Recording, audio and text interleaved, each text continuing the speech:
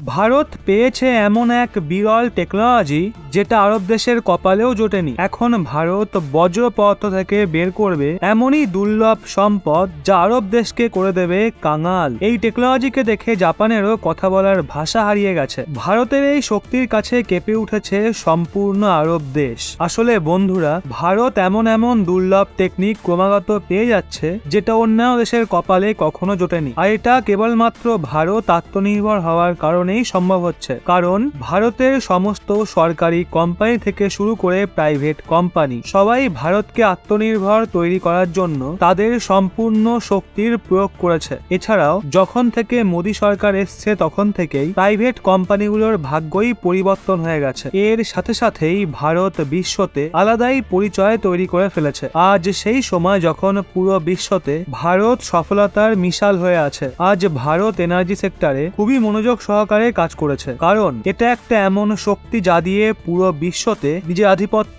বিস্তার করা যেতে পারে। যেমনটা আমরা সবাই জানি, এই শক্তির বলেই আরব দেশ এবং রাশিয়া তাদের দাদাগিরি দেখায়, কিন্তু ভারত এখন তাদের দাদাগিরির ওপর লাগাম লাগাতে চলেছে। ভারত এমন দুর্লভ টেকনোলজির ব্যবহার করে এখন বর্জ্য পদার্থ থেকে ডিজেল পেট্রোলের চেয়েও দুর্লভ সম্পদ বের করতে চলেছে। এই টেকনিককে দেখে পুরো জাপানি আশ্চর্য হয়ে গেছে। এখন এটা কনফার্ম হয়ে গেছে, ভারত লাগাবে ডিজেল পেট্রোলের ওপর ব্যান। আরব দেশের বাস দিয়ে চলেছে ব্যান। আসলে বন্ধুরা, এখন গোটা বিশ্ব ডিজেল পেট্রোলের দ্বিতীয় অপশন খুঁজছে, কারণ পুরো বিশ্বতে দূষণ এত মাত্রায় বেড়ে গেছে যে মানব জীবন ধ্বংসের পথে। এর সাথে সাথেই পৃথিবী এতটাই ক্ষতির সম্মুখীন হচ্ছে যেটা রিকভার হওয়া প্রায় অসম্ভব। এছাড়াও ডিজেল পেট্রোলের কিং হয়ে বসে থাকা আরব দেশ প্রায় দিনই নিজের ইচ্ছা মতো সিদ্ধান্ত নিতেই থাকে। ডিজেল পেট্রোলের দামে দুদিন অন্তর অন্তরই পরিবর্তন করতে থাকে, যার কারণে পুরো বিশ্বকেই অতিরিক্ত দামের সম্মুখীন হতে হয়, কারণ সম্পূর্ণ ট্রান্সপোর্ট এর ওপর নির্ভরশীল হয়ে রয়েছে। কিন্তু ভারতের দ্বিতীয় অপশন খুঁজে বের করে নিয়েছে। ডিজেল পেট্রোলের চেয়েও বেটার অপশন খুঁজে পেয়েছে ভারত। এখন ভারত বর্জ্য পদার্থ থেকে স্বচ্ছ জ্বালানি তৈরি করার টেকনোলজি খুঁজে বের করেছে। এটা এমন দুর্লভ সম্পদ হবে যেটা কখনো ফুরিয়ে যাবে না। পেট্রোল ডিজেল তো শেষ হওয়ার সম্ভাবনা রয়েছে। যদি এটা একবার শেষ হয়ে যায় তাহলে এটা তৈরি হতে অনেক বছর সময় লেগে যাবে। ভারত এখন গ্রিন এনার্জি এবং গ্রিন ফুয়েলের দিকে নিজের বড় পদক্ষেপ নিয়ে নিয়েছে। গ্রিন এনার্জি যেমন গ্রিন হাইড্রোজেন, সিএনজি, বায়োডিজেল ইত্যাদি ভারতে এখন প্রচুর পরিমাণে তৈরি করা হচ্ছে, কারণ পরবর্তী সময়ে এরই রাজত্ব চলবে। সম্পূর্ণ ট্রান্সপোর্টই এর মাধ্যমে চলতে দেখা যাবে। এখন প্রধান খবরের দিকে আসা যাক। আসলে বন্ধুরা, ফাইনালি ভারত নিজের অয়েল ইম্পোর্টকে কম করার জন্য একটা বড় পদক্ষেপ নিয়ে ফেলেছে, যেটা শুনে অয়েল এক্সপোর্টকারী দেশ যেমন রাশিয়া আরব এদের শ্বাস প্রশ্বাস ওপর নিচে ওঠানামা করা শুরু করে দিয়েছে। বড় খবর হলো, ভারতে বায়োফুয়েল তৈরি করার জন্য গভর্নমেন্ট এজেন্সিও কাজ করতে শুরু করে দিয়েছে। আজকের বড় খবর হলো, ministry of housing and urban affairs engineers India লিমিটেডের সাথে একটা মেমোরেন্ডাম অফ আন্ডারস্ট্যান্ডিং সাইন করেছে, যা থেকে ভারতের মধ্যে বেস্ট টু এনার্জি এবং বায়োফুয়েল তৈরি করার কাজ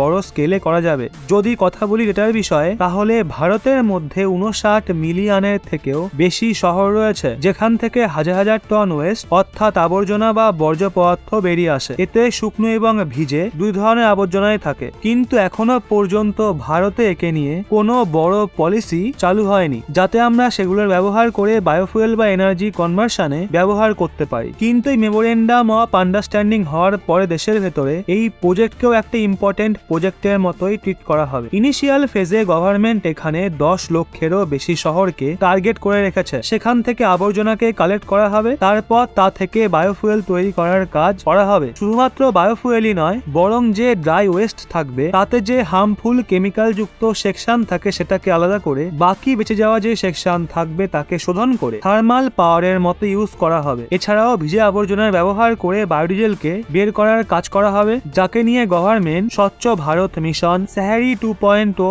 গোবর্ধন অ্যান্ড সিটেড স্কিমকে এতে লঞ্চ করে দিয়েছে, যা বড় স্কেলে বায়োফুয়েল এবং বায়ো সিএনজিতে জেনারেট করা হবে। তথ্যের জন্য বলে রাখি, বায়োফুয়েল আসলে সেই ফুয়েল যাকে গাছপালা থেকে সংগ্রহ করা হয়। এর সবচেয়ে গুরুত্বপূর্ণ কথা হলো, এর থেকে পরিবেশ দূষণ হয় না। দূষণের ওপর লাগাম টানতে বায়োফুয়েল গুরুত্বপূর্ণ ভূমিকা পালন করে। এর জন্য সরকার এর ওপর খুব বেশি করে ফোকাস করছে। সরকারের পক্ষ থেকেও বিভিন্ন ধরনের বায়োফুয়েল তৈরি করা হচ্ছে, যার ব্যবহার আলাদা আলাদাভাবে করা হয়ে থাকে। বায়োফুয়েল 3 ধরনের হয়ে থাকে। প্রথম হলো ইথানল। এটা এক ধরনের অ্যালকোহল জাতীয় পদার্থ যেটা আখ থেকে তৈরি করা হয়ে থাকে। যখন আখ থেকে চিনি উৎপাদন করা হয় তখন ওই পদ্ধতিতেই ইথানল বাই প্রোডাক্টের মতো উৎপাদিত হয়। এটা সেই ইথানল যাকে পেট্রোলের সাথে মেশানো হয়ে থাকে। তারপরে আসে বায়োডিজেল। এটা সেই বায়োডিজেল যাকে এমন গাছপালা থেকে সংগ্রহ করা হয় যাতে তেল থাকে। জেট্রাফা এর একটা ভালো উদাহরণ। এর থেকে তেল উৎপাদন করা হয়ে থাকে। তারপর তা থেকে বায়োডিজেলের ব্যবহার ডিজেলে মিক্সিং এর জন্য করা হয়ে থাকে, যা থেকে বড় বড় ট্রাক চলে। যার পরে রয়েছে